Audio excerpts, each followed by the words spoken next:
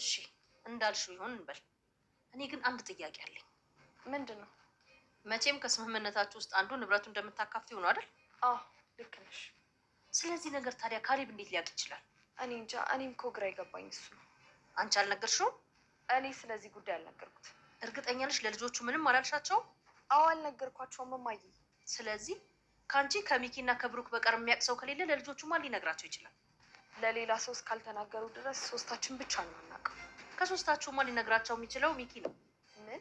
ሚኪ? ለምንድን ነው ለካሌብ እንደዚህ አይነት ነገር የሚነግረው?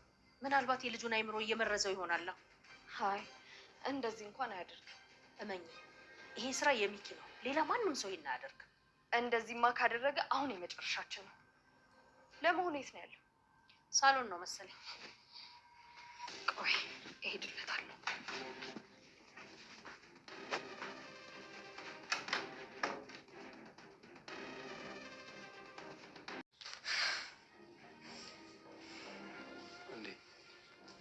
ቆይ ምን ነው? ምን ሆነሻል ፍቅር? ምንድን ነው እንደዚህ የሚያስጨውሽ?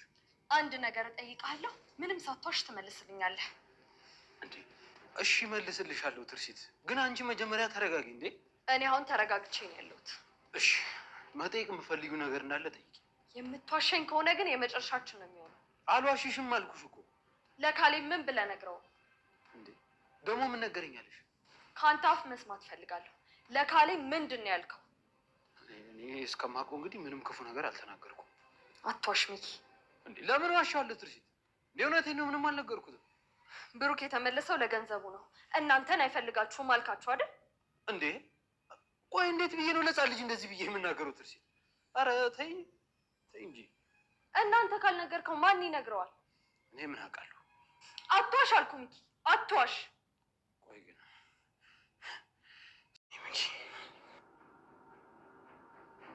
ለማንኛውም እጠብቅሃለሁ።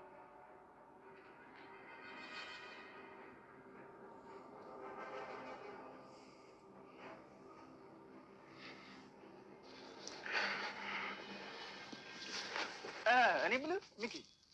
አቤት። አንድ ነገር ላስቸግርህ ነበረ። ምንድን ነው እሱ? ትርሲት ዛሬ ስራ አትገባም እና ይህን ቁልፍ አቀብልልኝ። ብሽቅ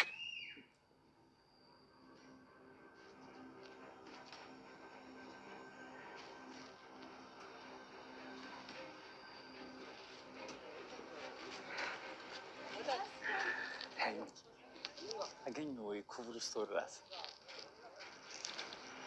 ቸቸር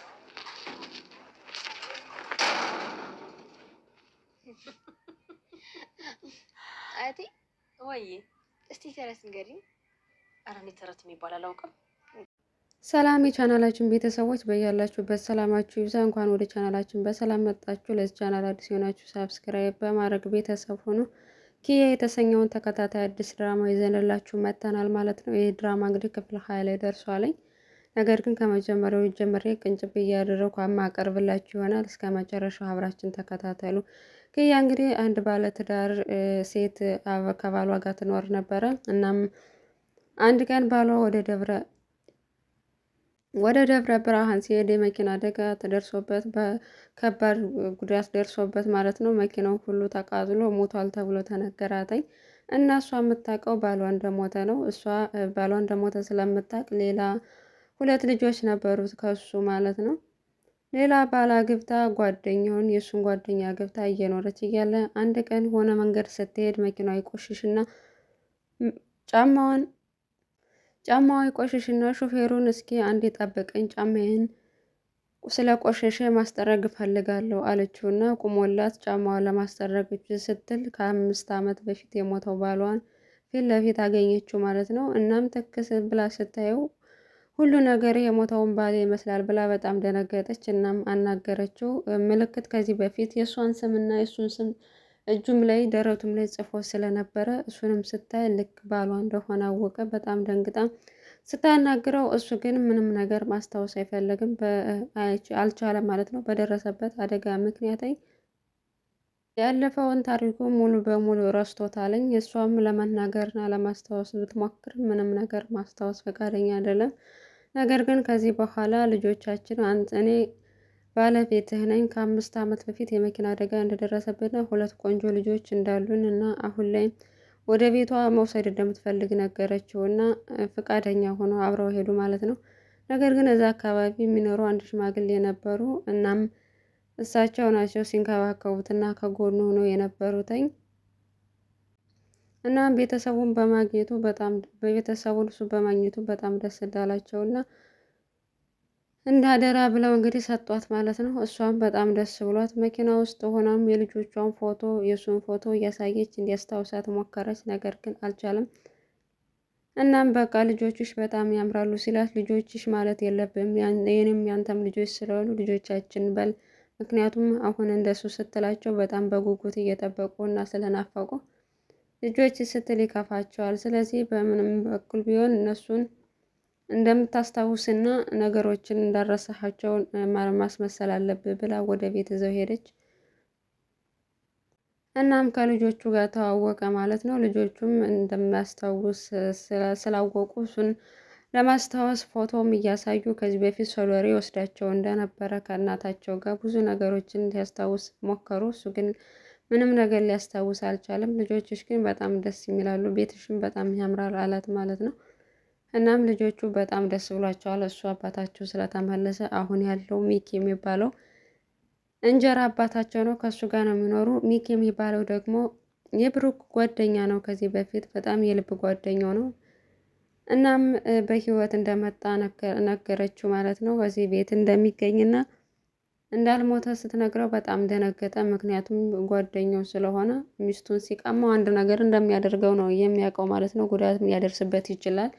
የገዛ ጓደኛው ሚስቱን አግብቶ ስለጠበቀ በጣም ደነገጠ። አንቺ ያምሻል እንዲህ እያበርሽ ነው፣ እንዴት ነው የሞተ ሰው እየተነስቷል የምትይኝ እያላት ነበር። እሷ ግን አሁን በአይንህ የምታየው ይሆናልኝ፣ እሱ ያለው ከዚህ ከቤት ነው እና በአይንህ ታየዋለህ፣ ነገር ግን ሁሉም ነገር ረስቷል፣ ምንም ማስታወስ አይችልም ስትለው በጣም ደስ አለው። ስለረሳ ሚስቱንም ልጆቹንም እሱንም የልብ ጓደኛው እንደሆነ እንደማያስታውስ ነው የነገረችው። በዚህ ምክንያት እሱ ደስተኛ ሆኗል ማለት ነው። ምክንያቱም ካስታወሰ ጉዳት ያደርስብኛል ብሎ ስለፈራ ማለት ነው። እናም ልጆቻቸው አባትየው እንጀራ አባትየውን አይፈልጉም፣ የሚፈልጉ አባታቸው ነው። ከእሷም ጋር ነው አብረው እንዲሆኑ የሚፈልጉት ማለት ነው። እናቷም ከብሩክ ጋር መሆን ልጇ ከብሩክ ጋር ድጋሚ እንድትጋባላት ስለምትፈልግ በሚኪ ላይ መጥፎ ነገር ታደርግበታለች ማለት ነው። በቃ እሱ ከቤቱ ተማሮ እንዲወጣላት ስለምትፈልግ በጧት ቁርስ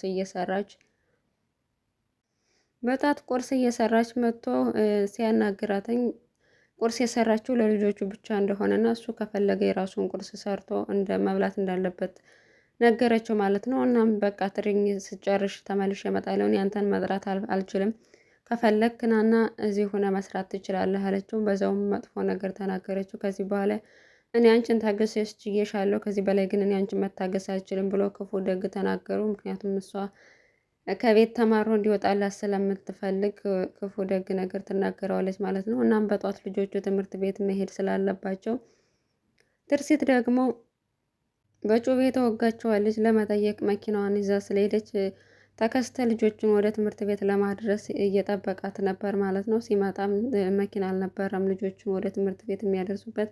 አያታቸውም ተነሱና ቁርሳችሁን በልታችሁ ዩኒፎርም ልበሱና ትሄዳላችሁ ብላ አዘጋጀቻቸው። ከዛም እየጠበቁ እያለ በመሀል ትርሲት መጣች። መኪናውን ይዤብህ ስለቆየው በጣም ይቅርታ፣ አሁን ልጆችን ይዘህ ማድረስ ትችላለህ አለችው።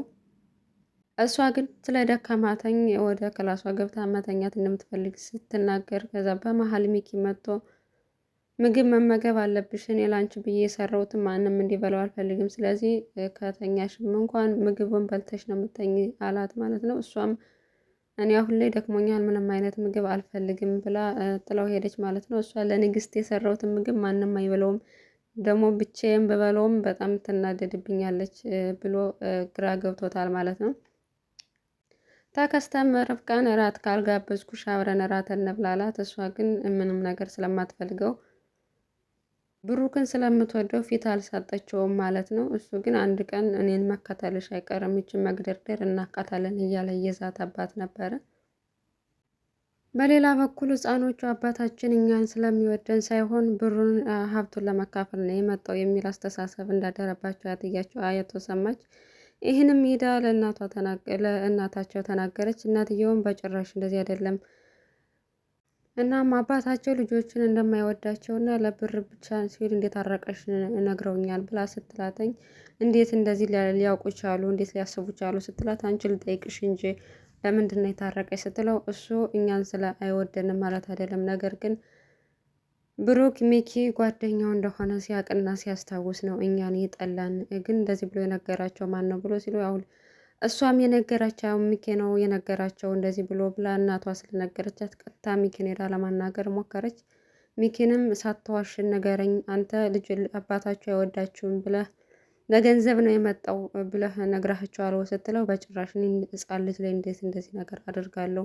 ከፈለሽ ልጁን ጠይቂው አላተኝ። እናም ልጁ ሲጠየቅ እሱ አይደለም ያለን ብሎ እስከ መጨረሻ ተናገረ ማለት ነው።